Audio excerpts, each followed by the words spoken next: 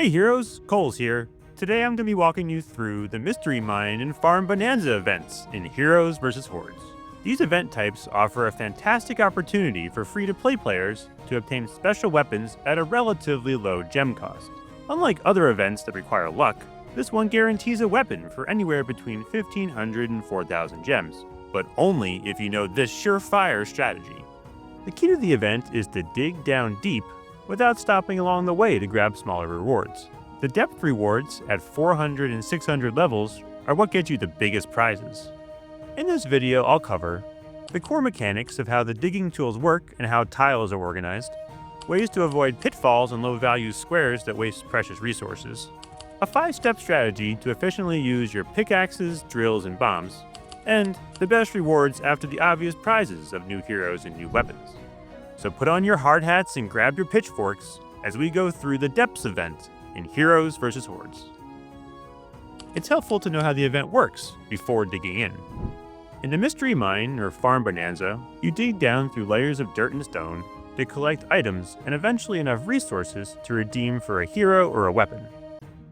To start off, you're presented with a mine that has several types of tiles. There are plain dirt tiles, which take 1 pickaxe to break.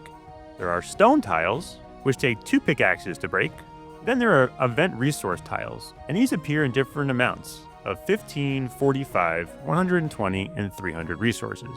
You can tell how many resources are in a tile based on the tile image. And all of these tiles only take 1 pickaxe to break. Then you'll find small knapsacks that offer medium rewards like small amounts of energies or 2 pickaxes, and these take 1 pickaxe to break. Finally, there are large treasure chests which offer better rewards like bombs, drills, or up to 8 pickaxes, and these take 1 pickaxe to break also. And so you can tell by the math that a large treasure chest is worth 4 times as much as a knapsack. And what are these pickaxes of which I talk? Well, there are 3 tools to help you dig through the tiles or squares. A pickaxe that counts as 1 hit on a tile, a drill that removes a vertical line of tiles, plus the bottom left and bottom right tiles adjacent to the line that you're drilling, and a bomb that blasts a large area of squares in one go. The Farm Bonanza equivalent of a pickaxe, drill, and bomb are the pitchfork, cowbell, and pumpkin, which all have the same effects. I should quickly note that a drill and bomb will destroy the stone tiles as well as collect any resource tiles they hit. That will be an important part of the strategy going forward. You use these tools to clear away tiles and move deeper into the depths, which is the most important part of the event. The depth mechanic, as you see on the left, is the key to getting the biggest rewards. As you keep mining downward below the rope or fence at the bottom of the screen, the entire mine shifts upwards, continuing your excavation.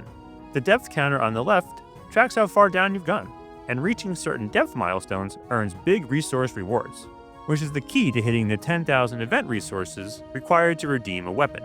The goal of all this digging is to hit the final depth milestone of 2,000 event resources as cheaply as possible. That should guarantee you enough resources for the weapon. The hero, on the other hand, will probably cost you anywhere from 4,000 to 6,000 gems. But how do you get that far down in the first place? The focus of my strategy is to ignore the 15 resource tiles and instead focus on getting as deep as you can into the mine. And let me repeat that for emphasis. Ignore 15 resource tiles unless they're directly in your path. It's more profitable over the long run to skip small resource pieces in favor of plowing deeper and hitting major resource thresholds. Therefore, a big part of the strategy is efficiently mining downwards. So let's dig into that, using my 5-step strategy to the depth events. The first step in this process is to not start digging until the last day of the event. Now you'll see in the video that I had 1 more day of resources to go, so even I don't follow my own rules because I get impatient. But it's better to wait until the last day. And you wait until the last day so you can understand what resources you have to work with. Because step 2 in the process is using the right tool to clear the depths.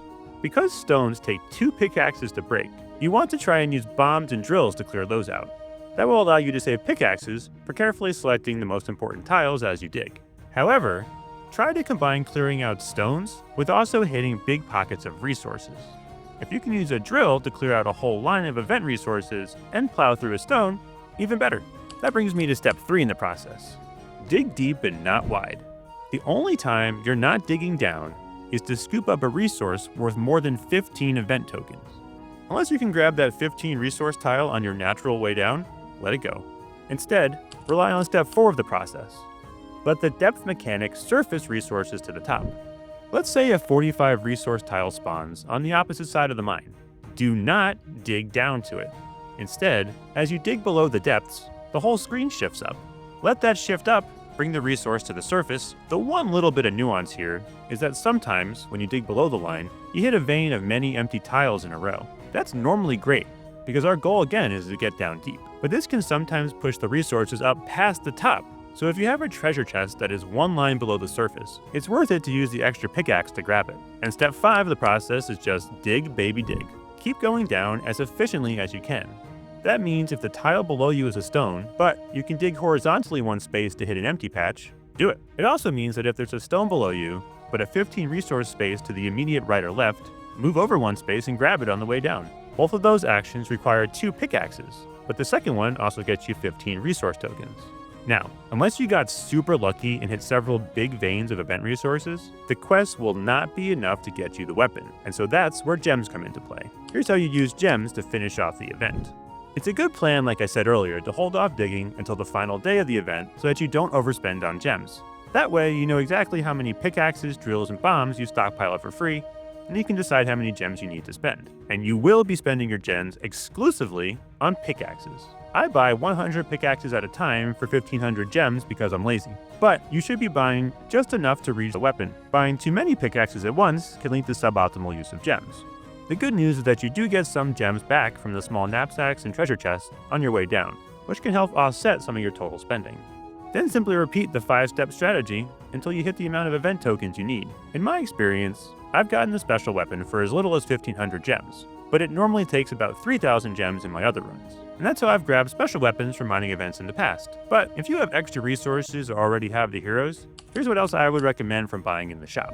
Beyond the obvious reward of obtaining the hero or the weapon, which is what most people have their eyes on, you can also purchase other great rewards with leftover resources in the event shop. In my opinion, hero shards are always valuable, especially if there's a particular hero you want to advance. Specific hero shards can be quite difficult to find, so if it's for a hero you want, grab them. After that, forge tokens for event weapons are another major draw, since they won't come up as an arena reward. Special weapon tokens will save you from spending super tokens later on to level them up in the forge. Other decent options include enchanted eggs, if you're slowly working to unlocking crystal sores, or star biscuits for quickly evolving a pet. Ultimate and core skill books and certain unique jewels like projectile P or vulnerability are also good long-term investments. With any scrap resources, feel free to invest in energy, as that tends to be the better deal since you can do farming runs, which will get you more keys than you would buy directly. All in all, the Mystery Mine or Farm Bonanza event is a solid play for free-to-play players. If you compare the gem cost to other events where luck can ruin your chances, the Mystery Mine and Farm Bonanza really shine as a reliable and efficient way to invest your gems.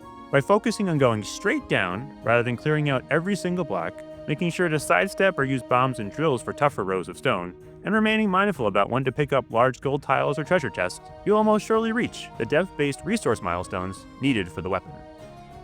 And I'm Kolz, a high-level HvH player. Good luck with your mining or farming, and if you have any questions, feel free to find me here, on Reddit, or on Discord. If you want even faster answers or early access to more guides, I also offer a Patreon, where you can get in touch with me and see my videos a week in advance. And remember, always do your adventures!